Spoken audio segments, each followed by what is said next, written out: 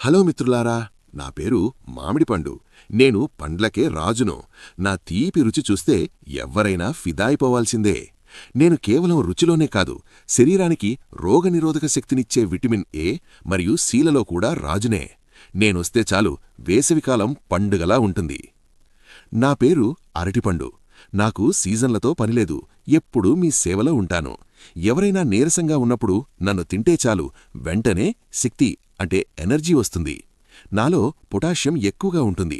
ఇది గుండెకు మరియు కండరాలకు ఎంతో మేలు చేస్తుంది.